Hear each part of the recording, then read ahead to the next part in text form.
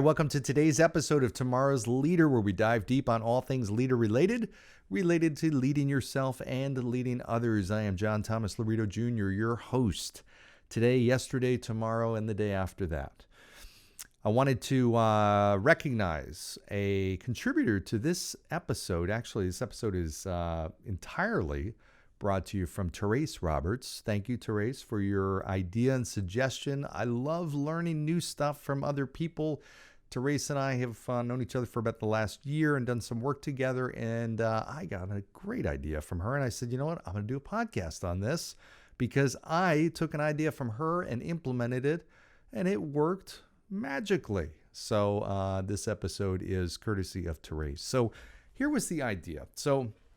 And I'm going to preface this with the fact that I know we all deal with this, where we have days where we have a list of stuff to do that's much longer than the time in which we have to do it. And I used to do this thing called a focus day, where I would take my day and I would look at my schedule, and I'd literally list out all my to-dos. I'd estimate how much time each one of my 32 things on my to-do list were going to take. Some would be 5 minutes, some would be 15 minutes, some would be 25 minutes, some 45, an hour, whatever. And I would add up that time, and then I would look at my open time, and there were times, many days, where my to-do lists were significantly more than the open time I had in my schedule, which means that was good because at least I knew ahead of time that I was going to be short on time and too long on to-dos. In which case I could chop some stuff off. I could move some stuff on my to-do list to the next day. I could rearrange my schedule, whatever, prioritize, all kinds of stuff. But the point is, sometimes when you are in that situation, you get just overwhelmed. I know we all have, and many times it's every day, we face this point where it's like just overwhelming how much stuff we have to do.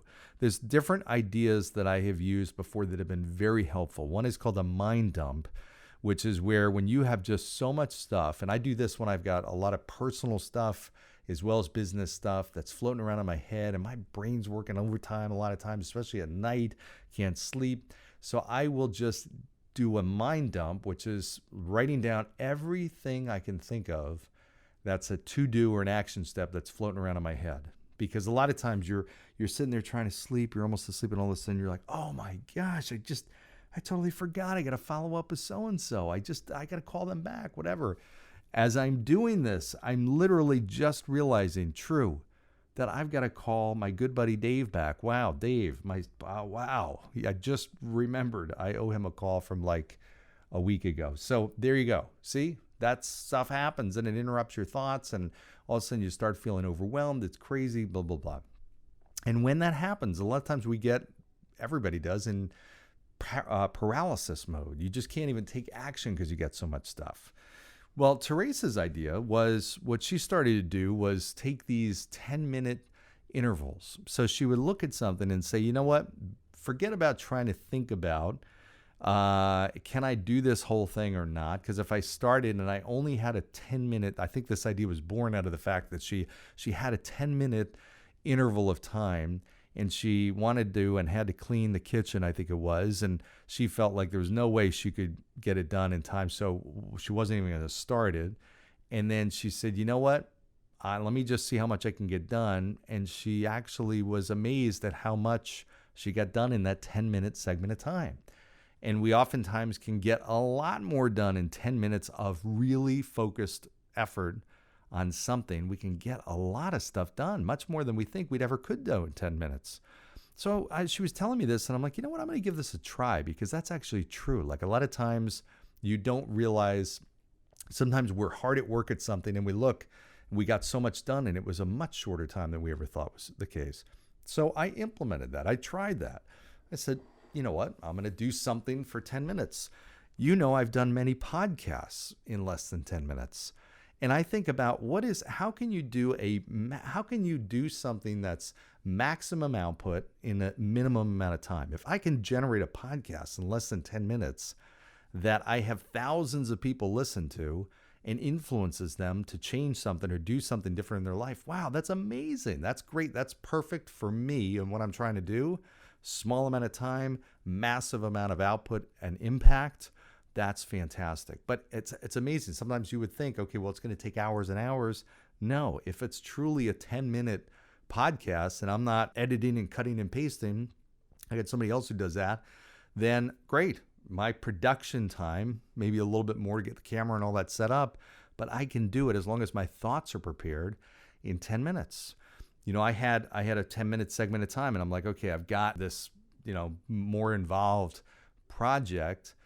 But then I realized, okay, there's one part of the project involves me making a phone call to somebody and getting something started. So instead of not doing anything for that 10 minutes, I was thinking about Teresa's idea of the 10-minute, the Power 10, as I call it, and how can I do something that will at least be progress? A lot of authors, people that write books, subscribe to the concept that, listen, take 4 minutes a day or something small, or in this case, 10 minutes, and just write a page, write 2 sentences, write 3, whatever it is, and just keep the momentum going. So I love this concept. So the challenge to you is, can you take little blocks of time, little 10-minute intervals in between meetings, whatever it is, and instead of just letting them tick by, yeah, we need a break every once in a while, and we need rest, of course. I'm not saying that. Sometimes meditation.